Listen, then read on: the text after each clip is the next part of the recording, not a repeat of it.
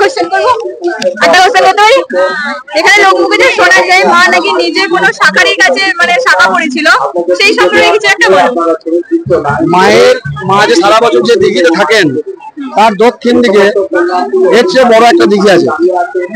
ওই দিঘিটার পাশের গ্রামে বামুন গ্রাম, জবগ্রাম বলে দুটো গ্রাম আছে। ওই গ্রাম থেকে শাখারি যখন ভিন গ্রামে যাচ্ছে ওই দিঘিটাকে ক্রস করে মাটির উপর দিয়ে, তখন মা যুগাদা ওই দিঘিতে স্নান করছিল। স্নান করার পর ওই শাখারিকে দেখতে পায়। তখন শাখারিকে দেখে মা বলে যে তোমার শাখা আমাকে পরিয়ে দাও। শাখারি তখন বলে তুমি তো স্নান করতে, তোমার কাছে তো টাকা নেই, যেগুলো তুমি আমাকে শাখাটা পরিয়ে দাও। মন্দিরের ভেতরে, গ্রামের মন্দিরের ভেতরে একটা ব্রাহ্মণ ওখানে পুজো আজা করছে, সেটা আমার বাবা। ওকে গিয়ে বলবেন যে আমার মেয়ে, আপনার মেয়ে আমার কাছে শাখা পড়েছে, এই বলে আপনি টাকাটা নেন। শাখারি শাখা পড়িয়ে দিয়েছে।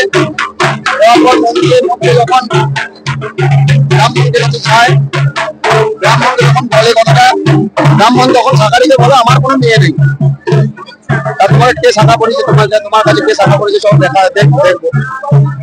ব্রাহ্মণ আর শাখারি দুজনকে যখন মন্দির থেকে দিঘির সামনে আসে, তখন দেখে মা ওই দিঘির জল থেকে হাত তুলে শাখাটা দেখা। এইটাই প্রচার আমাদের কাছে দীর্ঘদিন হয়ে আসছে। আমরা আমাদের পূর্বপুরুষের কাছে শুনেছি, বা মায়ের যে বই রয়েছে প্রাচীন কাল থেকে যে সমস্ত বইগুলো রয়েছে, সেই সমস্ত বই একটা কথা আমরা কথিত আছে, এটাই বিশ্বাস। ধন্যবাদ।